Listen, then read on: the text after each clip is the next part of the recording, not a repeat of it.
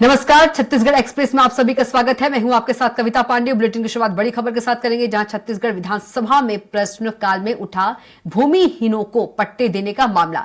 दलेश्वर साहू ने उठाया है मामला। दलेश्वर साहू ने गलत ढंग से पट्टा देने की बात कही। राजस्व मंत्री टंकराम वर्मा ने जवाब दिया। धरसींवा क्षेत्र में अवैध प्लॉटिंग का मामला भी सदन में गूंजा। धरसींवा विधायक अनुज शर्मा ने मुद्दा उठाया। राजस्व मंत्री टंकराम वर्मा ने जानकारी दी। प्रश्नकाल के दौरान गूंजा जल जीवन मिशन का मुद्दा। बीजेपी विधायक गोमती साय ने जशपुर में योजना पर पूछा सवाल। गड़बड़ियों पर कमेटी बनाकर जांच कराने की मांग की है। तो प्रश्नकाल में भूमिहीन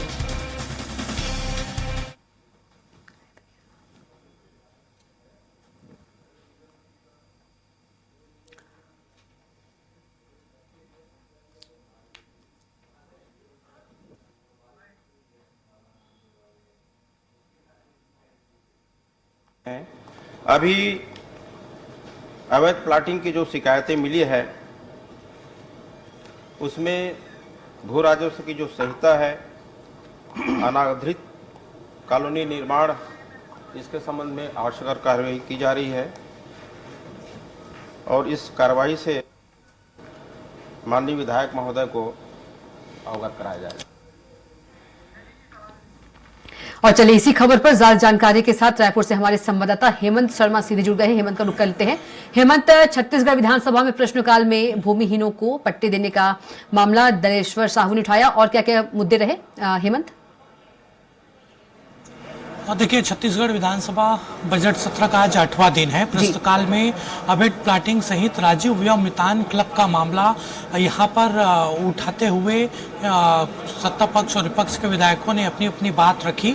सबसे पहले प्रश्नकाल की शुरुआत जो कांग्रेस के विधायक हैं दलेश्वर साहू, उन्होंने प्रश्नकाल में जो भूमिहीनों को पट्टा देने का मामला है वो उठाया। राजस्व मंत्री टंकराम वर्मा ने इस पर जवाब भी दिया कि आबादी पट्टा योजना में 816, राजीव गांधी आश्रय पट्टा योजना में 660 लोगों को पट्टा दिया गया है।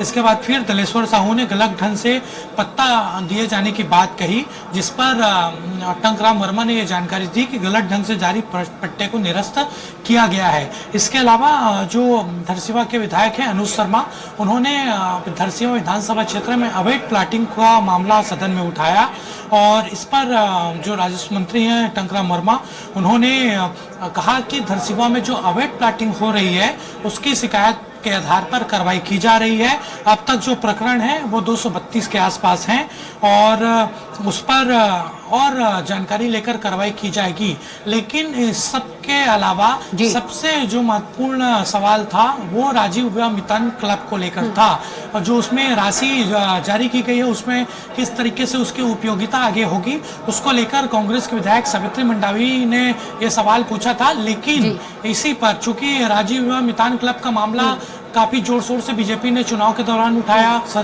विपक्ष में रहते उठाया और आज जब ये प्रश्न कांग्रेस विधायक ने पूछा तो इसी में फिर सत्ता पक्ष की ओर से अजय चंद्राकर, धर्मजीत सिंह, राजेश मुड़ा सभी काफी हंगामा करने लगे और सीधे तौर पर इसको भंग करने की मांग उनके द्वारा की गई, ऑडिट करने की मांग की गई और इन सब हंगामों के बीच तीखी नोकझोंक भी हुई सत्ता पक्ष और विपक्ष के बीच और अंत में जो राजस्व मंत्री हैं टंकराम वर्मा, खेल एवं युवा कल्याण मंत्री भी हैं, उन्होंने ये घोषणा की कि राजीव व्योम मितान क्लब को भंग किया जाएगा और 126 करोड़ की जो राशि है उसकी ऑडिट भी कराई जाएगी। तो एक महत्वपूर्ण घोषणा राजीव व्योम मितान क्लब को लेकर की गई है और यह योजना आगे भंग कर दी जाएगी। जी बिल्कुल हेमंत, यदि बात करें जल जीवन मिशन का जो मुद्दा है वो भी प्रश्नकाल के दौरान गूंजा।